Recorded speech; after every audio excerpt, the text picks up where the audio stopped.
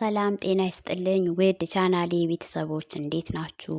እጅግ በጣም የምንወዳትና የምናከብራት የኢቢኤስ ጋዜጠኛ የነበረችው ቃል ኪዳን ግርማ ከዚህም በፊት በአዲስ ምዕራብ ላይ ለ5 ዓመታት እየሰራችው በኢቢኤስ ቲቪ ላይ በጣም እጅግ በጣም የሚያሳዝኑና ልብ የሚነኩ ሰዎችን እየፈለገች አዲስ ሕይወት እያስጀመረች ስትሰራ በዛ በስራዋ ላይ በእርጋታዋና በጥሩ ስነ ምግባሯ የኢትዮጵያ ሕዝብ ሁሉም የሚወዳት ቃል ኪዳን ግርማ ለረጅም ዓመታት ኢቢኤስ ላይ ስትሰራ የነበረችው ኢቢኤስንም እንደምታመሰግነውና እንደምትወደው ከዚህም በፊት እሷ እንደተናገረችው ማለት ነው።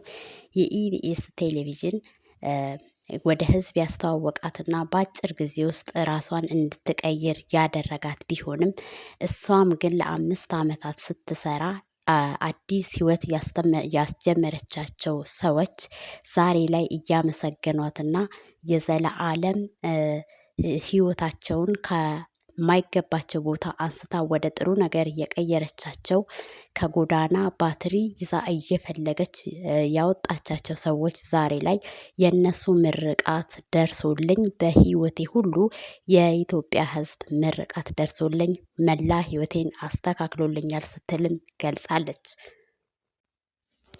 ጋዜጠኛ ቃል ኪዳን ግርማ አሁን ላይ ግን ኑሯን ያደረገችው በአሜሪካን ሀገር ቢሆንም የቤቢ ሻወር ፕሮግራሟን በደማቅና በሚያስገርም ሁኔታ እያከበረች እንደሆነም ይታያል።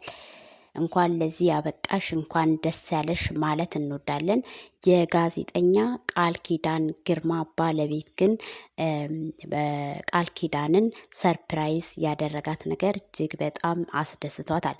የልጃቸውን ጾታ ለማወቅ እሱ ብቻ አውቆ በቤቢ ሻወሯ ቀን ሰርፕራይዝ ያደረጋት በህፃኗ ልብስ የጾታዋንም አይነት እንደምታውቅ አድርጎ ሰርፕራይዟን በቤቢ ሻወሯ ላይ ገልጾላታል ማለት ነው።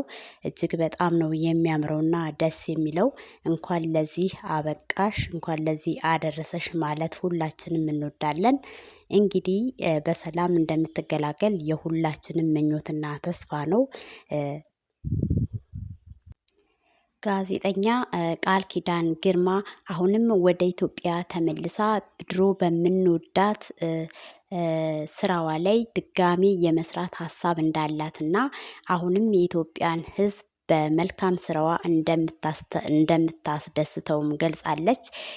እንደምትመለስና ወደ ስራዋ አሁንም በየቤታችን በቴሌቪዥን መስኮት እንደምናያትና የሚገርሙና የሚያስደስቱ ስራዎቿንና እርጋታ የተላበሰን ህዝብ የሚወድላት ሀገር የመረቃት እንቁ ጋዜጠኛም ስለሆነች አሁንም በምናውቃት ደግነቷና በስራዋ ወደፊትም የዚህ አይነት ስራ ሀሳቡ ስላላት ወደ ህዝብ ቀርባ የምትሰራ እንደሆነ አስታውቃለች።